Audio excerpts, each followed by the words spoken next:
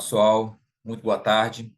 Sejam todos bem-vindos a mais uma reunião semanal do PMO e da Operação Sistema. Hoje, 22 de agosto, finalizamos a revisão 3 de agosto, né? Iniciamos a revisão 4 de agosto. Semana que vem será o nosso PMO. Essa reunião, como tradicionalmente é feita, será dividida em 3 blocos. No primeiro falaremos um pouco da meteorologia e hidráulica, depois um pouco mais de carga e operação, e no último, a operação da semana e as previsões para a semana que vem. Perguntas podem ser feitas pelo nosso chat, fiquem à vontade. Tentaremos responder todas aqui, se não der, pedimos para encaminhar as perguntas, né, lá para a nossa central de atendimento. Para dar início a essa prestação, eu convido a Beatriz para ela falar um pouco da previsão meteorológica para a semana. Beatriz, seja muito bem-vinda. Pode compartilhar sua tela e fique à disposição. Obrigada, Thiago. Boa tarde a todos. Vou compartilhar minha tela aqui com vocês.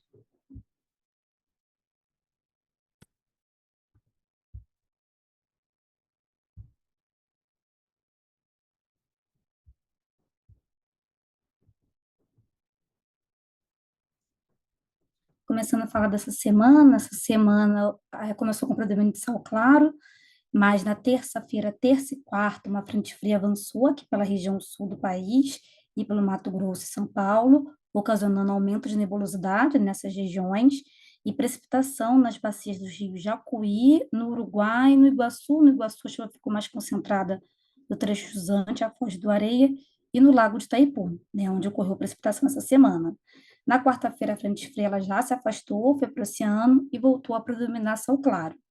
Hoje, né, tem área de estabilidade atuando lá no Rio Grande do Sul, né, provocando tempestades no estado, né, mas a chuva só atingiu aí o centro-sul do Rio Grande do Sul, né, atingindo poucas bacias.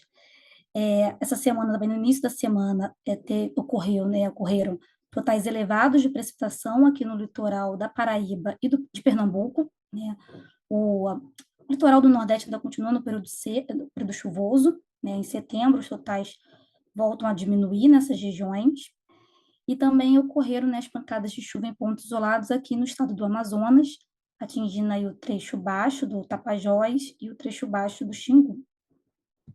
E aí, essa semana, com essa configuração, né, as frentes frias ficaram restritas ao sul do país. Com isso, as temperaturas começaram a elevar a partir de quarta-feira, no Sudeste, no Centro-Oeste e no estado do Paraná, né? Então, essa semana que a gente está, as temperaturas, em média, elas estão superiores à semana passada no Sul, Sudeste e Centro-Oeste. Esses valores aqui são os valores absolutos observados até ontem, e aí eu tenho um destaque aí para Curitiba, né, que a temperatura máxima essa semana absoluta foi 28, né, contra 24 da semana passada. São Paulo, 31, que chegou ontem, né, de máxima, contra 26 da semana passada. O Rio também, né, onde chegou a 35 contra 30. Campo Grande também, né, 35 contra 31, e Cuiabá chegou aos 40 graus ontem, contra 36 da semana passada. Então, a gente está aí com essa configuração, né, as frentes frias restritas ao sul, né, tem um sistema de alta pressão que ganhou força aqui no interior do continente, e com isso elevou as temperaturas aí no Sudeste e Centro-Oeste, e no estado do Paraná também, essa semana. E essa elevação de temperatura, ela vai permanecer até sábado. Domingo já volta a cair a temperatura. Em relação à radiação solar, né, a média da radiação solar, com essa nebulosidade que ocorreu na terça e quarta-feira no sul, no Mato Grosso do Sul e em São Paulo, a média da radiação solar essa semana está menor do que na semana passada, nessas regiões, enquanto nas demais regiões do país, né, permaneceu estável, né, aí no interior de Minas Gerais, interior do Nordeste, aí com predomínio de céu claro e estável em relação à semana passada. Essa configuração, né, como eu falei, com as frentes frias restritas lá no sul, também favoreceu a geração eólica do Nordeste, né, que essa semana apresentou elevação. A gente vê aqui o mapa da intensidade do vento, né, superior à semana passada, né, principalmente nos parques da Bahia, aqui no litoral do Ceará também, né, os valores estão superiores à semana passada, somente aqui na Bahia, né. E agora a previsão de precipitação para a próxima semana, né? Como eu falei, hoje tem área de estabilidade atuando lá no Rio Grande do Sul, provocando tempestades. Hoje mesmo já deve chegar uma nova frente fria no sul do Rio Grande do Sul. Amanhã, essa frente fria avança pelo norte do Rio Grande do Sul, Santa Catarina e Paraná, e sul de São Paulo. E no domingo, ela avança pelo norte de São Paulo e Rio de Janeiro. Né? Essa frente fria ela aumenta a nebulosidade, né, nos estados, e provoca queda de temperatura a partir de domingo, e também provoca precipitação aí no Jacuí, no Uruguai, no Iguaçu, né, incrementar Itaipu. Né, os totais previstos aí de sábado para domingo devem ser superiores, principalmente no Jacuí e no Uruguai, superiores ao que a gente observou essa semana. Né? E aí depois, né, a frente fria avança, se afasta, e aí fica uma área de estabilidade atuando até terça-feira, provocando chuva aqui no Iguaçu, uma chuva fraca no Iguaçu, principalmente até terça. E depois a chuva dá uma trégua na região sul, a partir de terça, quarta-feira da semana que vem. Né? A chuva também continua aqui no litoral do Nordeste, sendo que os modelos numéricos indicam um total inferior essa semana ali para o litoral da Paraíba e de Pernambuco, né? Que essa semana e na anterior, né, semana passada e essa, ocorreram totais elevados de precipitação ali na Paraíba, né? Parece que a semana que vem ocorre chuva, só com totais menores. Né? E no norte continua as pancadas de chuva em pontos isolados, principalmente aqui no estado do Amazonas. E aí a temperatura, né? Como eu falei, no domingo, o calor que a gente está observando essa semana, ela fica até no sábado, né? Na domingo a frente fria avança, né? Pelo sul, para o Mato Grosso do Sul, essa frente fria também passa, ocasionando um declínio de temperatura. Então, para a semana que vem, né, a temperatura mínima ela vai estar mais baixa do que essa semana em Campo Grande. De máxima, né, as temperaturas estarão em declínio, né, em Porto Alegre, São Paulo, Campo Grande e Cuiabá. Né? Então, semana que vem será uma semana mais fria do que essa. Nas demais capitais, as temperaturas seguem estáveis. A radiação solar também deve permanecer estável, né, nas regiões onde tem geração solar centralizada, e a geração eólica também permanece estável, né? A intensidade do vento, a média, deve permanecer estável semana que vem em relação a essa. Até no domingo deve cair um pouco, segunda, por conta da passagem da frente fria aqui pelo Rio de Janeiro, né, pelo litoral do Rio, só que os patamares, os valores continuam elevados, né, para a semana que vem, por isso que a gente colocou estável, e continua com os valores elevados. Então, eram esses destaques que eu precisava passar para vocês. Obrigada pela atenção. Devo a palavra para o Tiago. Obrigada, gente. Obrigado, Beatriz. Excelente apresentação. Parabéns. Só pensa aqui, um agradecimento ao Álvaro França, que nos avisou que nós tínhamos deixado o áudio aberto aqui. Obrigado por avisar, Álvaro. Já resolvemos aqui, está tudo certinho. Dando continuidade à nossa apresentação, eu vou convidar agora a Érica para falar um pouquinho sobre previsão hidrológica. Seja bem-vinda, Érica. Vou vontade de apresentar. Oi, Thiago. Vou começar a compartilhar aqui. Vocês já devem estar vendo a apresentação, né? Então, vou seguir com a previsão hidrológica. Perfeito. Começando com o subsistema Sudeste. Na revisão 4 de agosto, a gente começou a previsão com 69% da MLT e a expectativa para o fechamento do mês é de recessão. A previsão mensal fica em 71% da MLT e isso corresponde ao 8º percentil do nosso histórico. Olhando as bacias desse subsistema, a gente consegue perceber que, de modo geral, a gente tem recessão ou estabilidade em todas as 4 principais bacias que a gente coloca em destaque. No grande, a gente começou a previsão com 59% da MLT, a previsão mensal fica com 61%, o nono do percentil do nosso histórico. No Paranaíba, a previsão mensal é em 63%, o 8º do percentil do histórico. No Paranapanema, a previsão mensal está um pouco abaixo, 48% da MLT, o 13º percentil do histórico. No Paraná, a previsão mensal é 71% da MLT, então acima das outras bacias. Isso corresponde ao 16º do histórico.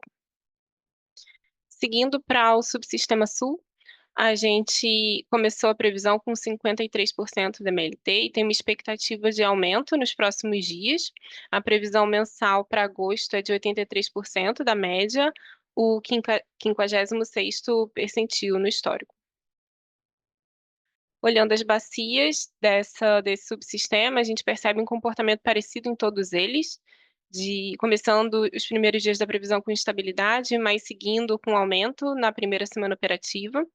Na Bacia do Iguaçu, a previsão mensal é de 59% da MLT, o 35º do histórico. No Jacuí, a previsão mensal fica próxima à média, 99% da MLT, o 64º do histórico. E no Uruguai, um pouquinho acima da média, 102% da MLT, na posição 68. Seguindo para o subsistema Nordeste, a gente começou a previsão com 33% da MLT e tem uma expectativa de ascensão nos próximos dias de previsão. Para agosto, a previsão mensal fecha a expectativa de fechamento de 42% da média, o 5º do histórico. No subsistema Norte, a previsão começou com 66% da MLT, a expectativa é seguir com recessão. A previsão mensal para agosto é 71% da MLT, o 7º percentil do histórico. A Bacia do Tocantins tem um comportamento parecido com o do subsistema. Começamos com 59% da MLT, a gente também espera recessão. A previsão mensal é de 60%, e isso corresponde ao 5º percentil do histórico. Observando de forma espacial essa previsão para a próxima semana, a gente consegue ver que boa parte do Brasil está abaixo da média, boa parte do subsistema Sudeste, toda essa região central do Brasil e Nordeste do Brasil está abaixo ou bem abaixo da média.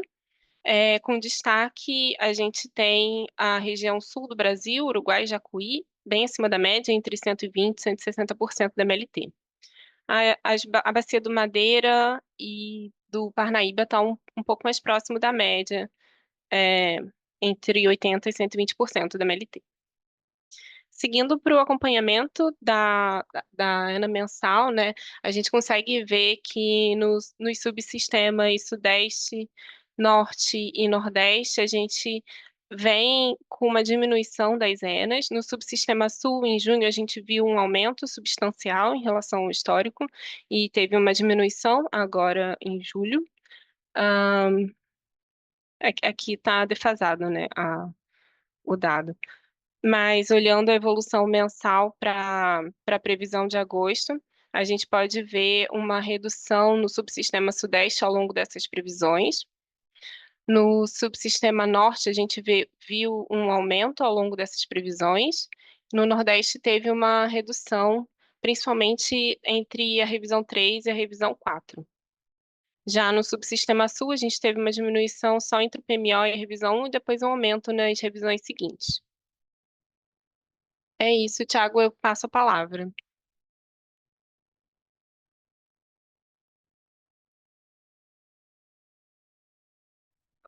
Muito obrigado, Érica.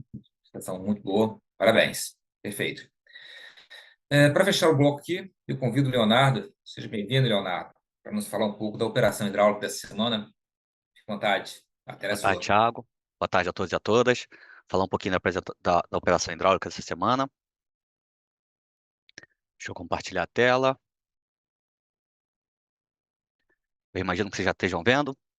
Então, a gente começa falando um pouquinho da agenda de reunião, que a ONS, que é a Gestão de Recursos Hídricos, de alguma forma tem participação lá com a Agência Nacional de Água e Saneamento Básico. Então, o que a gente teve essa semana a gente teve a reunião do Paranapanema, aconteceu no dia 20 de agosto, a próxima está marcada para o dia 17 de setembro. Na próxima semana, a gente também tem a reunião do Paraná, dia 28 de agosto. O São Francisco aconteceu no iníciozinho do mês de agosto, a próxima está marcada para o início de setembro. O Tocantins acontece também na próxima semana, dia 26 de agosto. O Sul, a gente teve na semana anterior, dia 14, a próxima marcada só para outubro, então a gente pula um mês, em outubro tem essa reunião. O Norte, a última reunião foi lá em julho, a próxima também marcada no iníciozinho de setembro. E o Paraguai, a última reunião foi no finalzinho de julho, e a próxima reunião também marcada para o iníciozinho de setembro. Essas reuniões são gravadas, elas são disponibilizadas no canal da ANA, lá no YouTube, então quem quiser, tiver vontade, pode acessar essas informações e ver as apresentações que a ONS leva nesse fórum, tá bom? Como eu disse, essa semana a gente teve o Paranapanema. No Paranapanema, a gente apresentou uma expectativa de geração, de evolução dos armazenamentos, dos principais reservatórios ali da cascata. Então, qual foi o horizonte de simulação? 19 de agosto até o final do mês de setembro, tá? O que a gente utiliza nessa informação? Então, a gente extrai a precipitação do SMWF e joga no nosso modelo SMAP, e o SMAP, então, dá um cenário de vazão para ser utilizado, tá? E o que a gente usou como premissa? A premissa política operativa de D3 operativa não mudou muito para a cascata do Paranapanema. Jurumirim, a expectativa é manter essa defluência ainda mínima aí, defluência perto da média de 90 metros cúbicos por segundo. Chavante, a defluência esperada é em torno de 170 metros cúbicos por segundo. Mauá, há uma expectativa também da defluência média ser ali em torno de 136 metros cúbicos por segundo. E Capivara, a vazão defluente está a expectativa é em torno de 530 metros cúbicos por segundo, tá? Então, o que a gente acompanha aqui no gráfico, na figura? Jurumirim, na cor azul, partindo de 59% do seu volume útil, chegando lá no final do horizonte de setembro, perto de 56%, tá? O mesmo acontece para Capivara. Capivara parte ali de 62% na coloração verde e chega lá no finalzinho também com 56% do seu volume útil, tá? Chavante, ele parte um pouquinho mais baixo que os dois reservatórios anteriores, 57%, mas ele chega lá no final com 51% do seu volume útil. E Mauá, nesse primeiro momento, é o que a gente tem maior armazenamento ali em volume útil, em percentual de volume útil, tá? Então, ele está partindo aí de 66% e a expectativa é que ele atinja 46% desse volume útil lá no final do horizonte, tá bom? Passando aqui a seguir, essa semana a gente teve o fim da temporada de praias do Rio, no estado do Tocantins, então aquelas restrições que foram declaradas por conta da temporada de praias, elas se encerraram no dia 20, agora na quarta-feira, então elas não estão mais válidas, tá? Então, estão aqui as declarações, Serra da Mesa fica livre, volta a poder modular, volta a poder praticar valores acima de 600 metros cúbicos por segundo, Canabrava, Peixe Angical e Lajeado, então essas 4 usinas não têm mais restrições imputadas aí por conta da resolução da ANA por conta da temporada de praias, tá? Contudo, a temporada de praias no estado do Maranhão vai até o segundo domingo de setembro, até 14 de setembro, então, até lá ainda ficam válidas as restrições para estreito, taxa de variação máxima de redução e aumento de defluência de 250 metros cúbicos por segundo por hora, FSAR 8082 e 8083, tá bom? E para finalizar, a gente traz um pouquinho da operação do Paraná, esse finalzinho da cascata, Jupiá e Porto Primavera em vermelho, Jupiá em azul. Em vermelho aqui a gente tem a defluência mínima que pode ser praticada lá em Porto Primavera, 3.900 metros cúbicos por segundo, em Jupiá, 3.300 metros cúbicos por segundo, tá? Então, desde meados aí do início de agosto, com a queda da incremental de Jupiá para Porto Primavera, foi necessário aumentar um pouquinho a defluência em Jupiá para manter a defluência meta lá de 3.900, próximo de 3.900 lá em Porto Primavera, tá? Então, hoje, Porto Primavera segue operando aí próximo de 3.900 metros cúbicos por segundo e Jupiá aumentou por conta da queda das incrementais, precisou aumentar um pouco a sua defluência, então tem operado aí perto de 3.600 metros cúbicos por segundo, tá bom? Tiago, era isso que eu tinha para apresentar. Eu agradeço a atenção de todos e devolvo a palavra e fico à disposição para eventuais questionamentos. Obrigado, Leonardo. Perfeito, direto, conciso. Parabéns pela apresentação. Com essa apresentação, então, concluímos os primeiros blocos. Faremos agora um pequeno intervalo, avaliaremos as perguntas que chegaram aqui e retornaremos em breve. Até daqui a pouco. Olá, pessoal. Novamente, reiniciamos aqui a reunião semanal, dando agora início ao segundo bloco.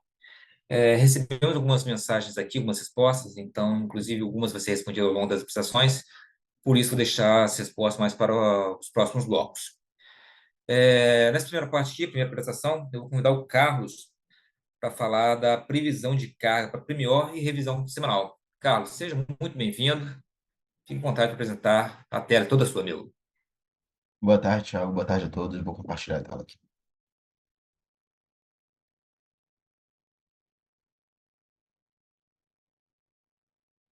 Imagino que todos estejam conseguindo ver minha tela, certo?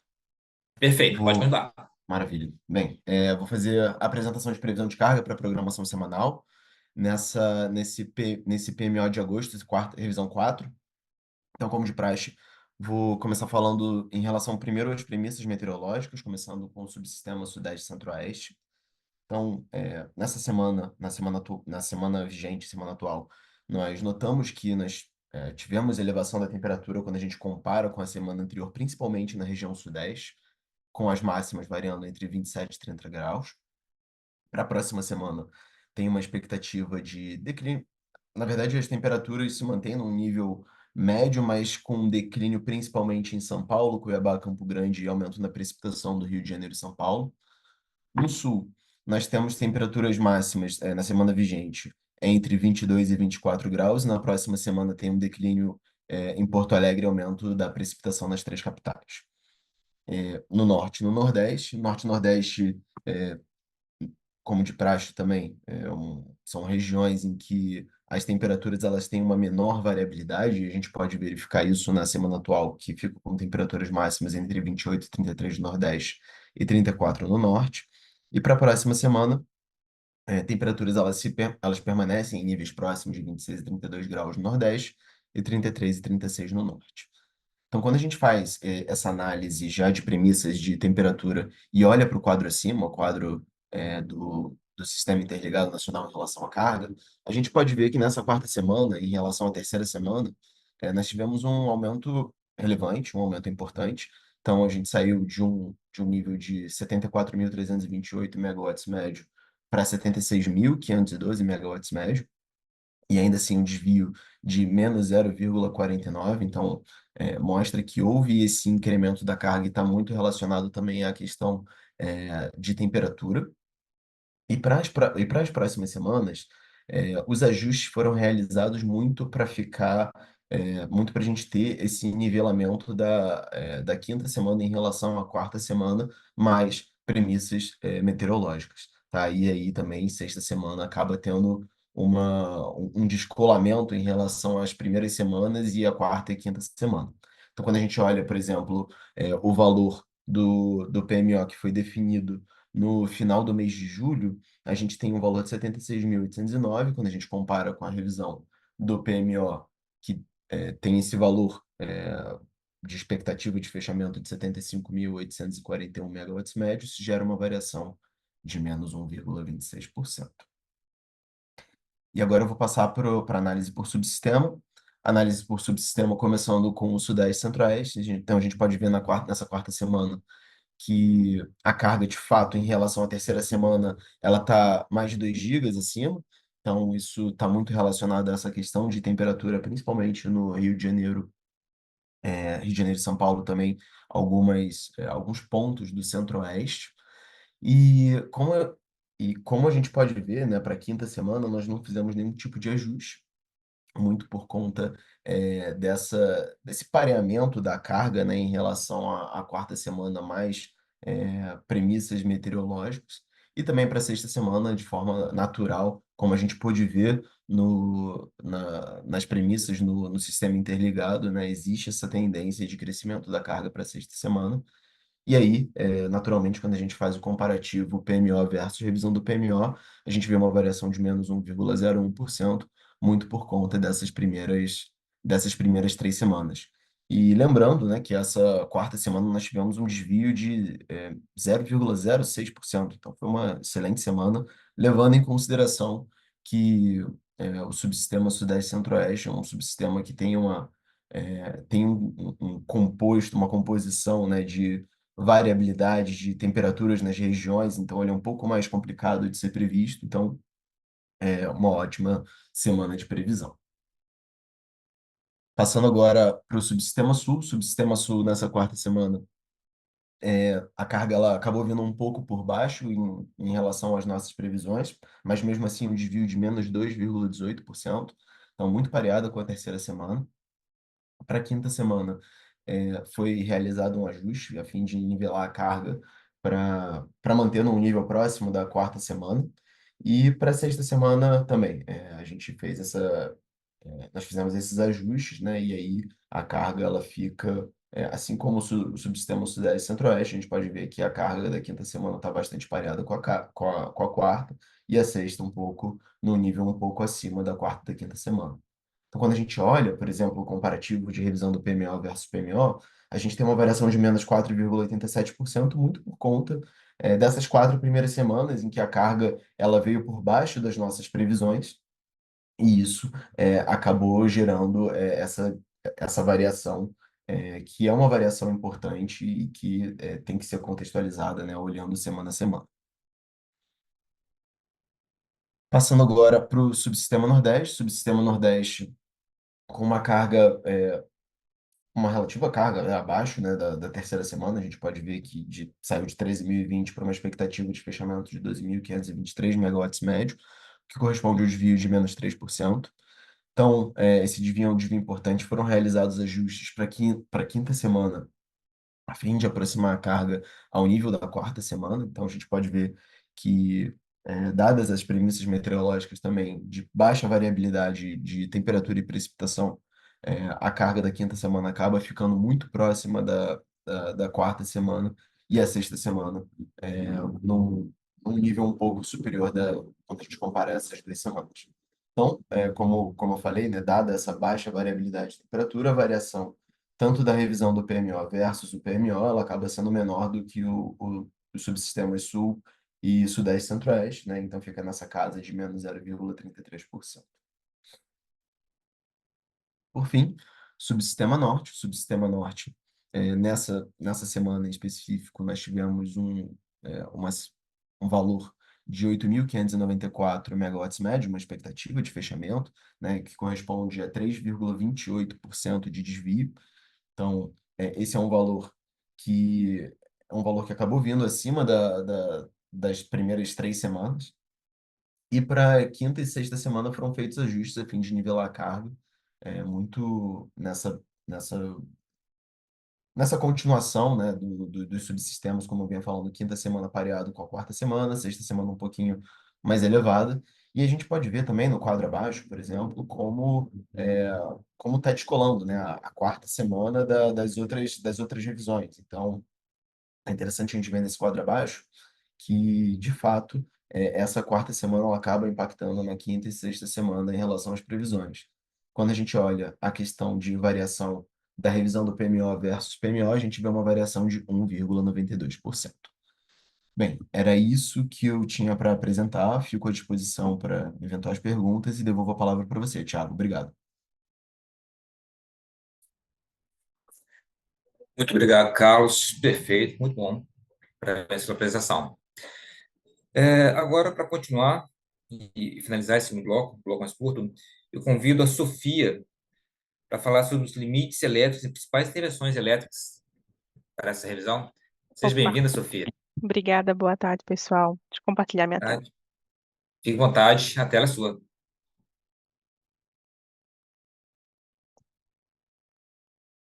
Perfeito. Vou colocar no modo apresentação. Vocês conseguem ver direitinho? Sim, estamos vendo, Sofia. Pode Perfeito. continuar. Então, vamos dar início nessa parte dos limites elétricos com impacto na programação e principalmente as intervenções com as restrições eletroenergéticas. De início, a gente tem o desligamento da linha de 500 kV de Teresina 2, Presidente Dutra, que vai acontecer das 7 da manhã do dia 21 e vai agora encerrar às 23h59 do dia 31 de agosto, né? O motivo é a substituição dos sistemas de proteção e controle do vão. As principais restrições são um FNES limitado em 8.000 e um FNE limitado em 5.200, né? Em ambos os casos não é esperada violação. Em seguida, desligamento do disjuntor de 715 da SE Miracema, que vai das 8 horas da manhã do dia 18 e termina às 6 horas da manhã do dia 25 de agosto. A atividade seriam atividades associadas ao retrofit das proteções dessa linha, né, Colinas, Miracema, C2, no terminal de Miracema. Como restrição, um FNES em 8.000, né? Também a mesma restrição anterior, então não é esperada violação. Em seguida, o desligamento da linha de 765 de Itaberá, Tijuco Preto, que vai acontecer das 7h30 da manhã do dia 20 e vai até as 23 horas do dia 29 do 8. Nesse caso, o motivo, né, seria a preparação ao retorno do desligamento de substituição dos bancos séries e possui uma restrição, né, nesse caso, para reduzir em 2.500 o RSE e em 500 MW o RSU. São as principais restrições dessa intervenção. Em seguida, outro desligamento no 765, que no caso seria a linha de Itaberá e Vaiporã, que acontece das 7h30 da manhã do dia 21 e vai até a 1 hora da manhã do dia 31 do 8, né, esse domingo. é a preparação, nesse caso, para o retorno de desligamento de substituição dos bancos séries. Como restrição, seria de reduzir em 2.000 megawatts o RSE e reduzir em 500 o RSU. Em seguida, outro desligamento na linha de 500 kV, Estreito Fernão Dias, circuito C1 e C2, que vai acontecer das 7 horas até as 17 horas, de forma diária, dos dias 22/8 a 24/8, né? Nesse caso, seria a melhoria no sistema de aterramento e substituição das esferas de sinalização dessas linhas. Como restrição, a gente tem o bipolo Madeira, limitado a 4.500, o bipolo Xingu Estreito em 1.500, o bipolo Xingu Terminal Rio em 1.500, o LCC em 1.400 e os limites de RSU em 6.500, FNS em 2.500 e o FNES em 6.800, né, megawatts. Em seguida, outro desligamento, né, na linha de 500 kV, Tucuruí Marabá, das 8 horas da manhã do dia 23/8 até as 15 horas do dia 24/8. Nesse caso, para substituição da fase 5 do reator pela fase B. Nesse caso, é a etapa de substituição desses bancos de reatores ali dessa linha, né? Como limitação, a OHE Tucuruí vai estar limitada em 3.000 megawatts.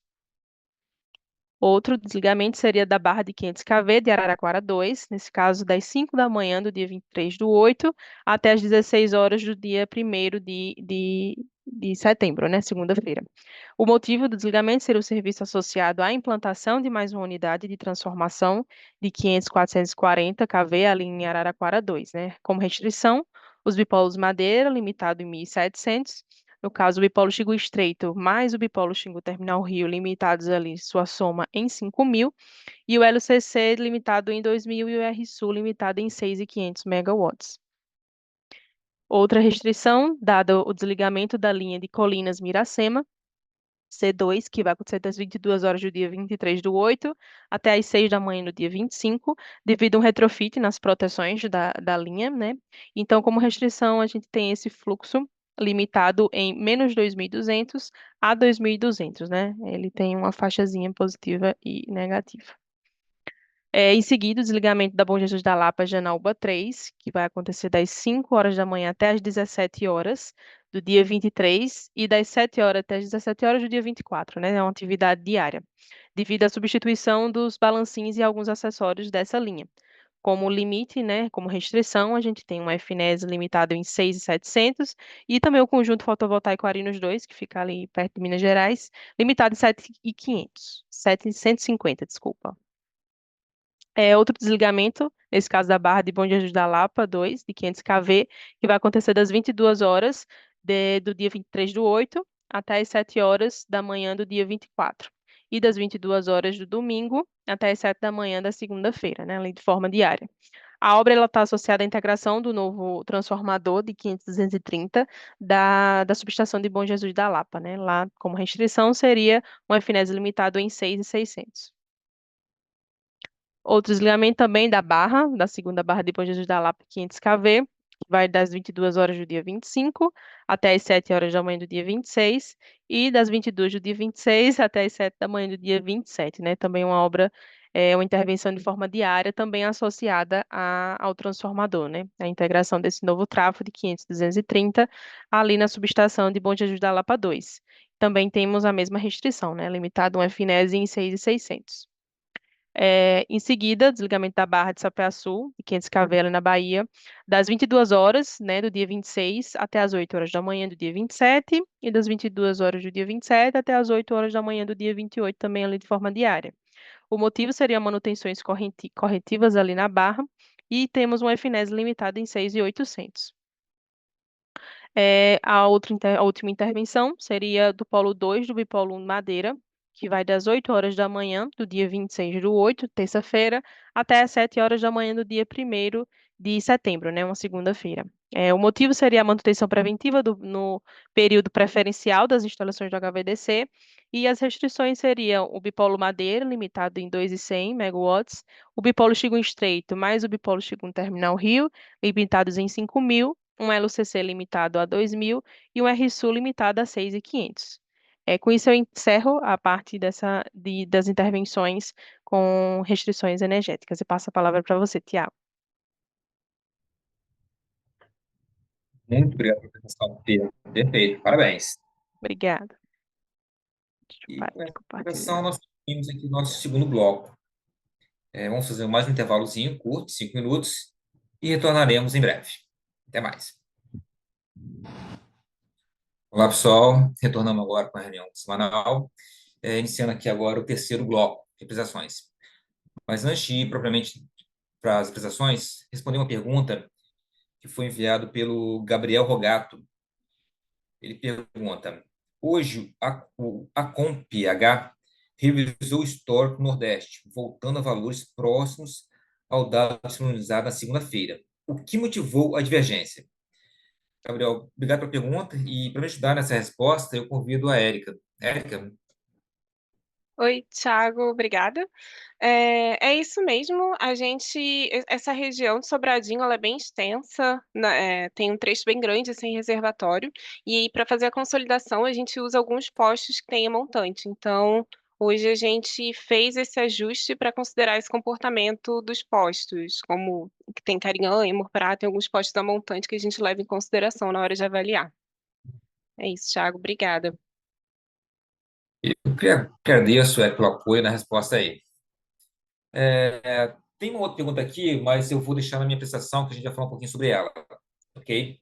E uma outra pergunta também a gente está analisando aqui e responde em sequência. Então, dando continuidade às apresentações, eu vou convidar agora o Gabriel Malta para falar sobre as intervenções energéticas relevantes e sobre os resultados do PMO. Gabriel, seja bem-vindo. A tela é sua, meu amigo. Obrigado, Thiago.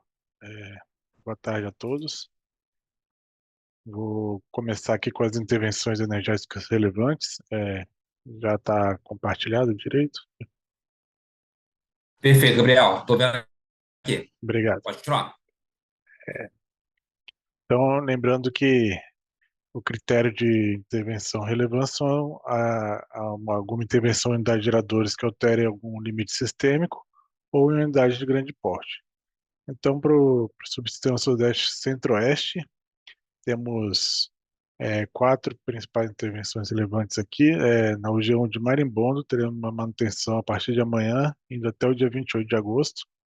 Em Furnas, a manutenção preventiva no dia 3, nos dias 24 e 25. Na Itaipu 60 Hz, ao dia 17, terá manutenção também do dia 25 até o dia 12 de setembro. E em Telespires, a manutenção preventiva na unidade geradora 4, a partir do dia 25 também, indo até o dia 9 de setembro. Já para a região sul, destaque é a manutenção em Baixo Iguaçu, na G1, no período de 24 de agosto a 4 de setembro. Em Barra Grande, nas dias de 1 a 3, teremos um teste de autorrestabelecimento, no dia 24, das 7h30 às 11h30 da manhã. E na Governador Ney Braga, manutenção na UG4 do dia 27 de agosto a 9 de setembro. Nos subsistemas Nordeste e Norte, não temos intervenções relevantes nessa semana. Em relação aos resultados da revisão 4 do PMO para a semana do dia 23 a 29 de agosto, temos primeiro como destaque de alterações para essa semana o despacho ANEEL, que restabeleceu parcialmente a operação comercial da UTE do Atlântico, e o despacho que recomenda a extinção da outorga de concessão da UTE Piratininga. E aí, como consequência, essa UTE foi retirada do DEC nessa semana. Ela já não tinha disponibilidade faz um bom tempo, mas dessa vez ela saiu do DEC, então a usina 50, que não está mais lá a partir dessa semana. Aí temos como resultado o CMO equalizado em todos os subsistemas, e no valor variando por patamar, mas em média R$ 332,02. E entre os limites de intercâmbio, a gente vê que só foram atingidos os limites da interligação do Nordeste para o Sudeste no patamar de carga pesada, uma restrição estrutural, e entre o Nordeste e o nó fictício, na carga leve, uma restrição conjuntural.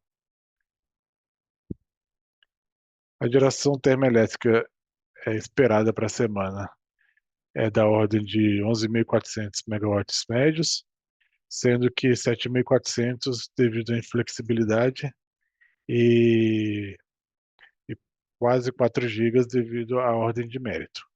E a distribuição por subsistema pode ser vista nesse gráfico. Lembrando que o despacho final depois será decidido no modelo D100. Em relação ao despacho antecipado de usinas da GNL, para a semana está indicando despacho para a semana que começa no dia 25 de outubro até o dia 31 de outubro. E a gente vê que o benefício GNL em todos os patamares é maior do que o CVO das 3 usinas da GNL que temos. Então, todas as usinas, Santa Cruz, Luiz O.R. Melo e Porto Sergipe, estão despachadas para a semana em todos os patamares. Em relação à expectativa de energia armazenada, ao longo deste mês e do próximo, e comparando também com as revisões anteriores ao longo do mês de agosto, então a gente vê uma expectativa de iniciar a semana no sábado com 59,2% do armazenamento no Sudeste, terminando o mês em 58,1%, e para o mês que vem, o valor esperado de 53,6% da energia armazenável máxima. E a gente vê uma tendência de, a cada revisão, começar um pouco mais baixa do que estava previsto na revisão anterior. A mesma coisa no Nordeste, né? Está descendo um pouco, iniciando essa semana com 61,1, terminando o mês com 59,7, e para o mês de setembro, terminando uma faixa de 52,9% a 56%, mas com valor esperado de 54,5%. O subsistema sul é uma variação maior entre as semanas. Para essa semana agora, a previsão é iniciar 78,7%, oscilar um pouco e terminar o mês no mesmo valor, 78,7%. E para o mês seguinte, há uma grande, entre todos os cenários, há uma grande variação no armazenamento final para o mês de setembro, mas com valor esperado de 70,7%. E para o norte, também a gente vê um início menor do que o previsto, até porque está operando um pouco abaixo da curva de depressionamento do Tucuruí, indicativa. Então, começando a semana com 87,9%, terminando o mês com 86,7%, e para o mês que vem é um valor bem condicionado pela própria curva, né? Então, quase todos os cenários por volta de 81,8% de armazenamento. E assim eu encerro a apresentação e devolvo a palavra para o Thiago. Boa tarde a todos. Muito obrigado, Gabriel. Gestão perfeita, bem concisa. Parabéns. Com relação à política prativa, seria eu mesmo que vou apresentar, iniciando o compartilhamento.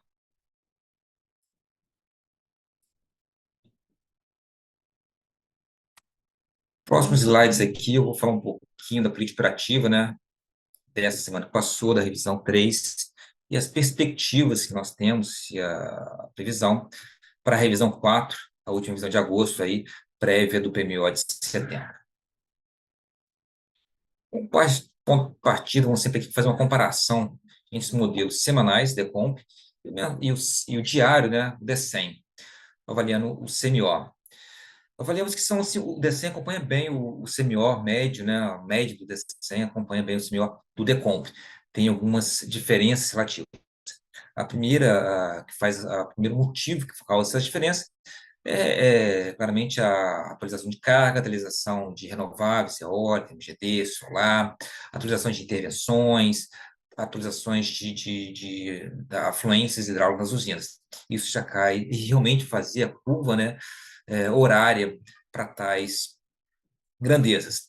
Além desses fatores, observamos alguns outros pontos, como a redução de CMO na carga leve do sábado e domingo, e no vale de carga, cada dia, como podemos aqui ver mais nitidamente no Nordeste. Tem um outro ponto também que aconteceu ali com relação ao subsistema Sul, foi nesse ponto aqui, que foi uma intervenção, uma equação para o controle de carregamento da transformação 765-500 kV em tijolo preto.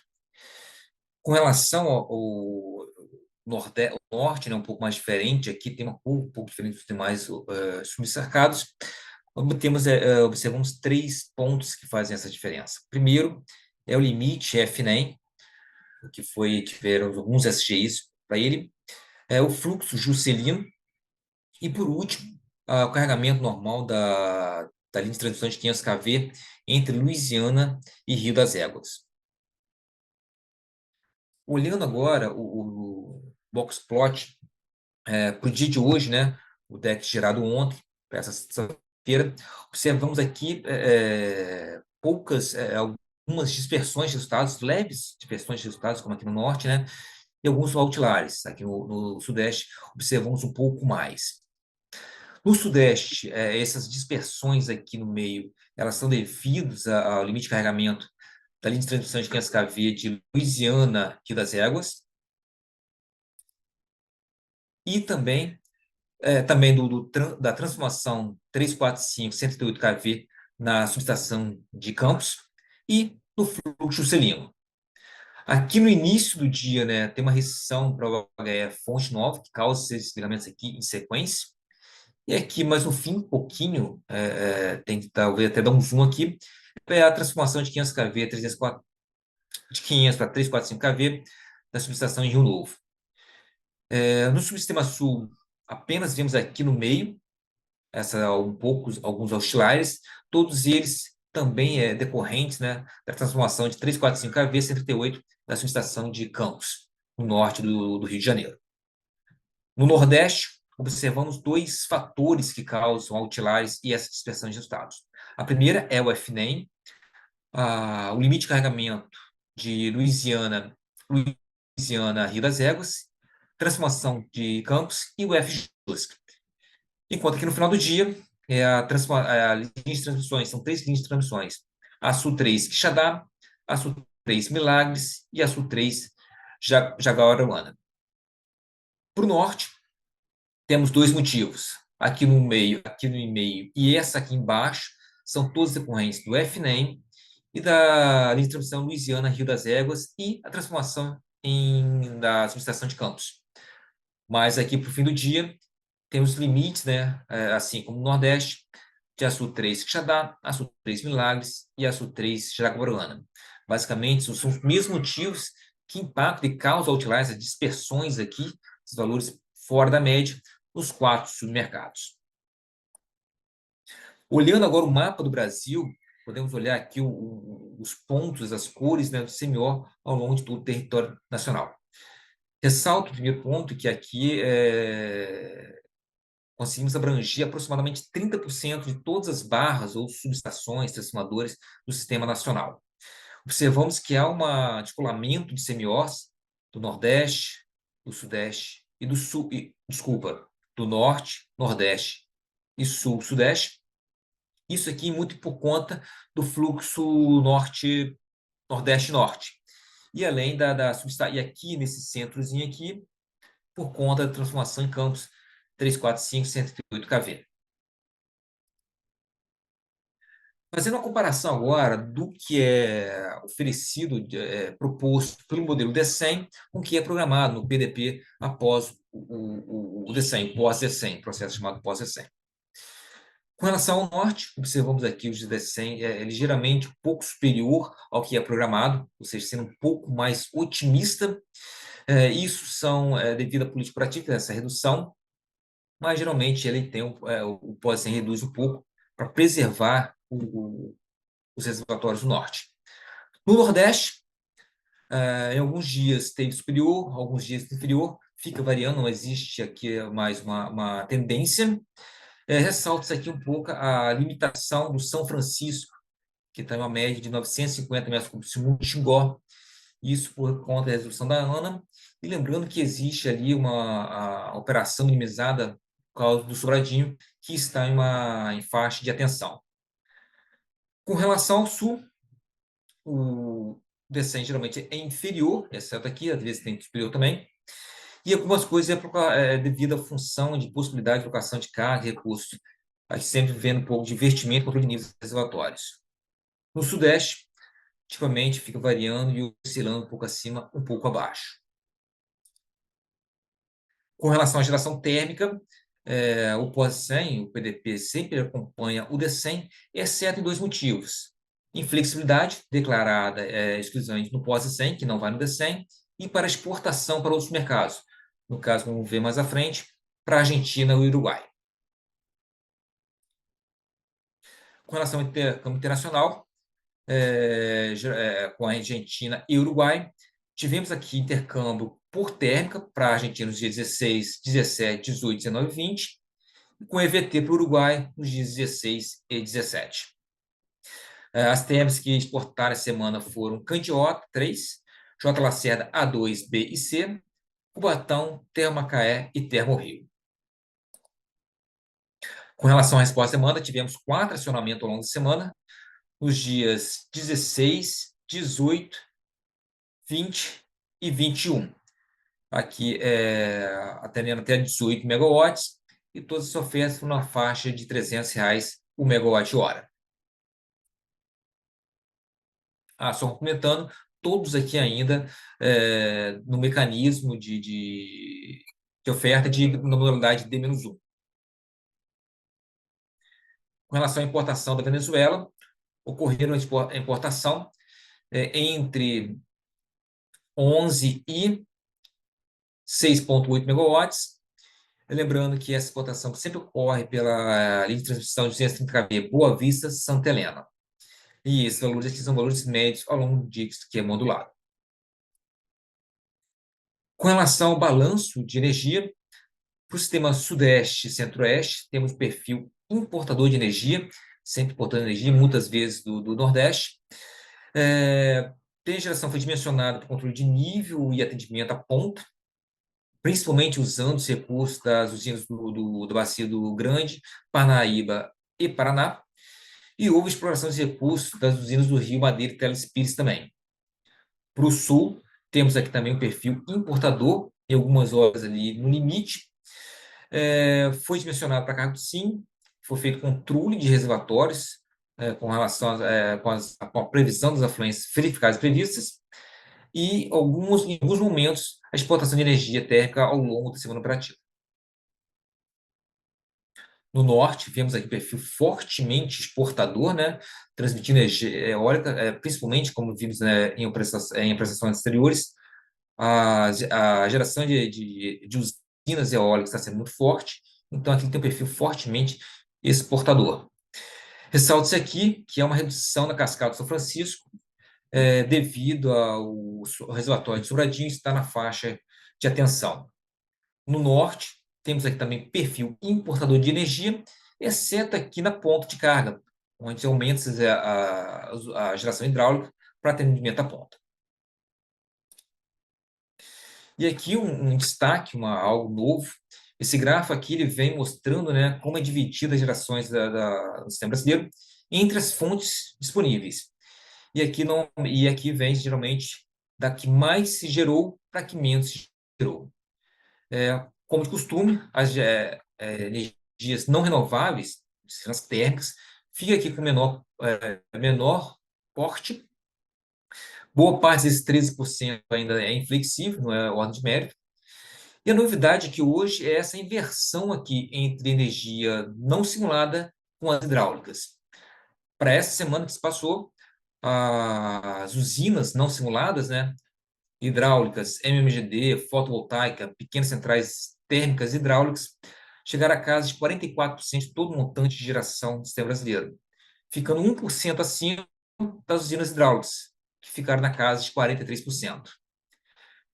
Destaque-se aqui, então, também um aumento com relação à semana anterior de quase 3 gigas de eólicas, chegando a 2,793 gigawatts, e a redução de 1 giga na hidráulicas.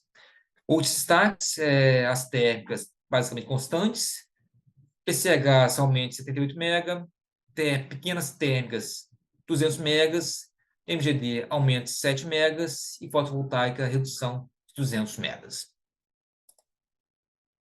Olhando aqui as renováveis, que foi destaque, essa elevação, temos aqui perfil diário para cada dia da semana que vai vir, entrando agora aqui no pouco que nós que previmos para a próxima semana, para a revisão 4. O aumento de geração, uma boa perspectiva, uma boa safra de geração eólica, aqui partindo aqui no máximo de quase 20 GB para o dia de hoje, e redução de no mínimo 15 GB para o dia 27. Em relação à importação de energia, continuam-se ofertas para o sistema da Argentina e do Uruguai. A Argentina, pela comercializadora Enel, com 3 blocos de energia. Esses blocos de energia eles variam entre 905 a 1.700 reais por megawatt-hora, enquanto para o Uruguai existem 3 comercializadoras, a Enel, BTG Pactual e Bolt Energy. Os blocos de energia eles, variam entre 386 a 2.041 reais por megawatt-hora. Todos os valores apresentaram leve elevação com relação à semana passada. Com relação à ação político-operativa para a próxima semana, no norte, temos uma geração dimensionalizada para atendimento à ponta, elevação das linhas hidráulicas, né? A OHE Estreito, ela continua operando em período de praias, e a Tucuruí vai seguir a curva de referência. No Nordeste, a operação continua minimizada devido ao reservatório de Brumadinho, está na faixa de atenção. A novidade está aqui, Sudeste e Centro-Oeste, além da utilização dos recursos bacia do Rio Grande e Paraíba, há uma previsão de elevação das interferências usinas do Paraná.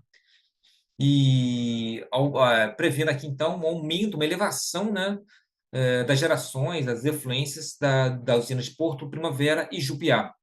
E essa utilização desses recursos vai ser conforme a necessidade de alocação de carga e controle de níveis reservatórios. Para o sul, haverá exploração hidráulica para controle de nível e atendimento à carga. Com relação ao atendimento à ponta, a folga vai ser sempre preferencial no subsistema sudeste e na usina Tucuruí. E há aqui baixa probabilidade de despacho térmico adicional, sem necessidade de razão elétrica ou mais térmicas. Com relação ao EVT, a expectativa de ocorrer EVT nos sistemas sudeste, centro-oeste, sul e norte. Porém, ressalto que essa exportação está sempre condicionada à avaliação diária e à validação elétrica, principalmente. Com relação devido a todas as exportações elétricas, pode haver exportação, porém, sempre condicionado, como eu acabei de falar, né, à validação elétrica, considerando limites de interações entre os mercados. Para atendimento à ponta, ressalto aqui as ofertas da portaria normativa do Ministério de Minas e Energias 105, que atualizou a portaria 88. São ofertas, né, com redução das restrições das usinas hidráulicas, com aumento da oferta, do custo. As ofertas continuam as mesmas semana passadas. Esse slide aqui, as ofertas estão aqui, não vou falar uma por uma, mas ressalto que essa prestação será disponibilizada e enviada aos senhores após a reunião, e aí poderá ser acompanhado valor a valor. Mas, em resumo, as ofertas são as mesmas, continuam nas usinas de Termo Nordeste, Termo Paraíba, Porto Pecém 1, Maranhão 4 e 5, Nova Venécia, Parnaíba 4, Norte Fluminense, Araucária e Canoas. Para fechar, alguns informes. Com relação ao DEC de DECEM, tivemos um informe de erro de correção para essa semana com relação à usina de Serra da Mesa. Para a Serra da Mesa havia até o dia 20/8 uma restrição hidráulica de defluência mínima de 600 metros cúbicos por segundo. Isso, de certa forma, atendendo a temporada de praias. Esse FSH foi concluído e encerrado no dia 20/8, e a partir dessa data deveria entrar o FSH 8194, que reduz essa defluência de 600 para 300. Porém, essa restrição não foi considerada nos DECs de dias 16, 17 e 18. Porém, deveria ter sido considerado nos dias demais nesses DECs aqui. Então, apesar de não afetar diretamente os dias de 17, 18 e 19, afetava os dias demais. A partir do dia 19, essa restrição, FSH 8194, foi considerada e os DECs foram atualizados. O último informe, só para relembrar, ressaltar, que após a consulta pública, a partir do dia 13/8, entrou em vigor uma atualização da rotina operacional, atualizando algumas titulações. Com isso, concluo minha apresentação e agradeço a atenção de todos. Essa era a última apresentação desse bloco e do dia. Faremos um pequeno intervalo agora para reunir aqui as perguntas e trazer agora as respostas. Até mais, pessoal. Olá, pessoal. Retornando aqui para o último bloco, agora responder as perguntas que chegaram aqui, apenas poucas. A primeira é feita pelo João Paulo. Ele pergunta: olá, gostaria de entender a estratégia da operação na recomendação energética devido ao desligamento da LT 500 kV Bom Jesus Lapa 2, Janaúba 3 CL4 BAMG, para substituição dos balancins e acessórios. Como e por que restringir o conjunto fotovoltaico Arinos, que geograficamente está no Sudeste, sendo que, obviamente, há diversas outras instalações na subestação Bom Jesus da Lapa 2 e Janaúba 3, que poderiam mitigar qualquer controle de carregamento em suas proximidades. João Paulo, muito obrigado pela pergunta. E para responder a ela, eu convido aqui a Sofia. Sofia, você pode me ajudar nessa resposta? Opa, claro. Boa tarde, pessoal. Então, João, obrigada pela pergunta. A principal questão é que, de fato, apesar da SE Arinos ela está fisicamente no Sudeste, ela ainda pertence ao tronco de 500 kV de Rio das Éguas, Arinos, Pirapora, então ela faz parte ali da interligação do Nordeste e Sudeste. Então, a restrição específica nela, ela não está associada só a uma questão de carregamento, mas também para que o SIM suporte dinamicamente algumas contingências, como a perda dupla de Serra da Mesa Samambaia, Serra da Mesa 2 Luisiânia, e algumas perdas simples ali pertencentes à interligação Nordeste-Sudeste. E também, apesar de não estar explicitadamente, né, dito isso, mas a geração que se conecta em Bom Jesus da Lapa e Janaúba 3, elas também estão sendo restringidas, né? Só que de forma mais indireta através das restrições dos fluxos sistêmicos. Além disso, também a geração do Nordeste como um todo, ela também já está sendo limitada de forma indireta, como a limitação do FNES e do POT PPA. Da mesma forma também que as gerações, né, nas usinas que se conectam ali em Janaúba 3, elas também estão sendo limitadas pelo fluxo F Juscelino, né? Então, ela está sendo limitada às outras gerações do Nordeste de forma indireta, só que como a geração de Arinos ela não compõe nenhum fluxo sistêmico de fato normatizado, nesse caso a restrição ela é feita diretamente na usina. Mas todas as outras usinas ali daquela região, ela também estão sendo restringidas, só que de forma indireta pelos fluxos, né? Mas a sua pergunta, pelo que eu entendi, é mais, você deu essa sugestão exatamente para o controle de carregamento. Mas o principal problema ali da região é mais a questão dinâmica, né? Não de fato de carregamento. Então, por isso que serão feitas essas restrições. Perfeito, Sofia. Muito obrigado. Bem explicado mesmo, bem Nada. claro. Até a próxima. A última pergunta que faltou que sobrou agora é do Daniel Firmo. Ele pergunta: boa tarde. Há perspectiva de aumentar a defluência em Porto Primavera na próxima semana? Daniel, muito obrigado pela pergunta. E sim, a resposta é sim, há perspectiva, né? Eu não respondi essa antes, porque ali no slide da política prativa tinha a previsão para a próxima semana que falava exatamente isso, que há uma previsão de aumento na bacia, então Porto Primavera e Jupiá, inclusive, né, deverá ter suas defluências aumentadas, provavelmente a partir de segunda-feira, quando a carga aumenta. Meus amigos, com isso concluímos as perguntas e essa reunião semanal. Agradeço a presença de todos, a atenção de todos. Se sobraram, faltaram algumas perguntas, precisem de algum esclarecimento, convido-os a enviar esse questionamento no nosso central de atendimento aqui do INS. Convido também a todos para a próxima reunião, na quinta-feira, né, que será o PMO de setembro. Tenham todos um bom fim de semana e até a próxima vez. Um abraço.